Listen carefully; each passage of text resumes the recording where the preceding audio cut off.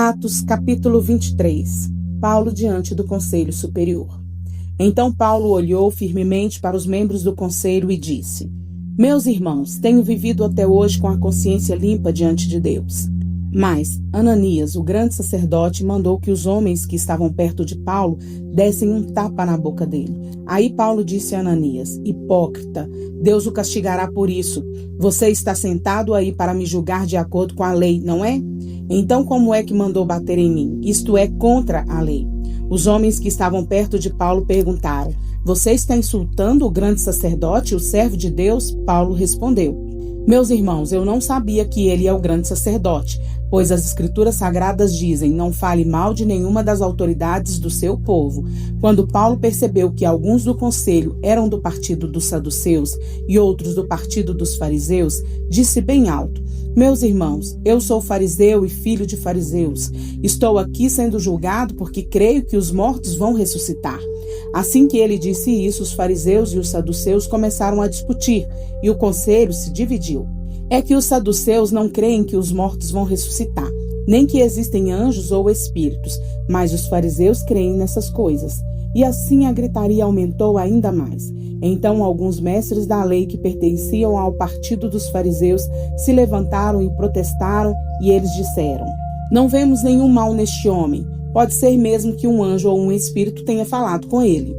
A briga chegou a tal ponto que o comandante ficou com medo de que Paulo fosse despedaçado por eles. Por isso mandou os guardas descerem para tirar Paulo do meio deles e o levar de volta para a fortaleza.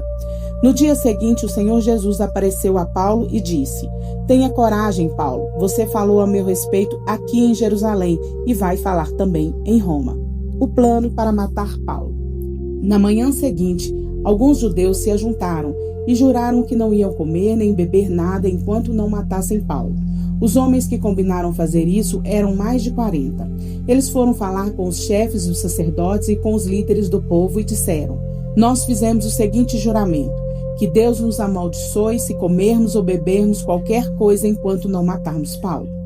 Agora vocês e o Conselho Superior mandem pedir ao comandante que traga Paulo aqui. Digam que estão querendo examinar melhor o caso dele. Então, antes que ele chegue, nós estaremos prontos para matá-lo. Mas o filho da irmã de Paulo ficou sabendo do plano. Ele entrou na fortaleza e contou tudo a Paulo. Então Paulo chamou um dos oficiais e disse: Leve este moço ao comandante, ele tem uma coisa para contar a ele. O oficial levou o moço ao comandante e disse: Aquele preso que se chama Paulo mandou me chamar e pediu que eu trouxesse este moço porque ele tem uma informação para o Senhor. O comandante pegou o moço pela mão, levou-o para um lado e perguntou: O que é que você tem para me contar? E ele respondeu: Alguns judeus combinaram pedir ao Senhor que leve Paulo amanhã ao Conselho Superior, com a desculpa de quererem examinar melhor o caso dele. Mas não acredite nisso, pois mais de 40 deles vão ficar escondidos esperando Paulo para o matar.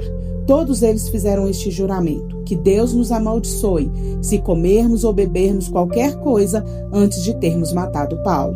Eles estão prontos para cumprir o juramento e esperam apenas saber o que o Senhor vai resolver.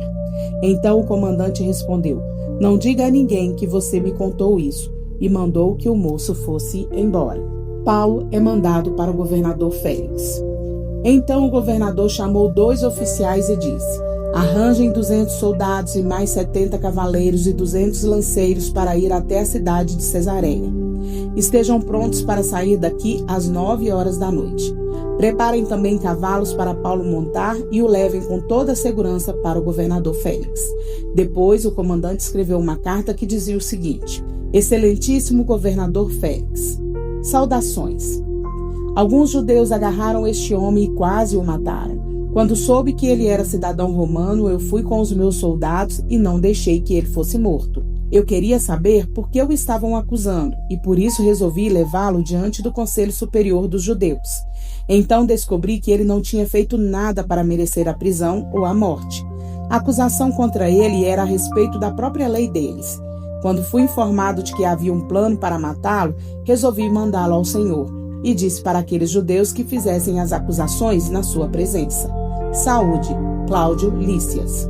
Então os soldados cumpriram as ordens, pegaram Paulo e o levaram durante a noite até a cidade de Antipatrite. No dia seguinte, os soldados voltaram para a fortaleza, deixando que os cavalheiros continuassem a viagem com Paulo. Eles o levaram para a cidade de Cesareia, deram a carta ao governador e lhe entregaram Paulo. O governador leu a carta e perguntou a Paulo de onde ele era. Quando soube que ele era da região da Cilícia, disse: quando os seus acusadores chegarem, eu ouvirei o que você tem a dizer. Em seguida, mandou que ele ficasse preso no palácio do governador.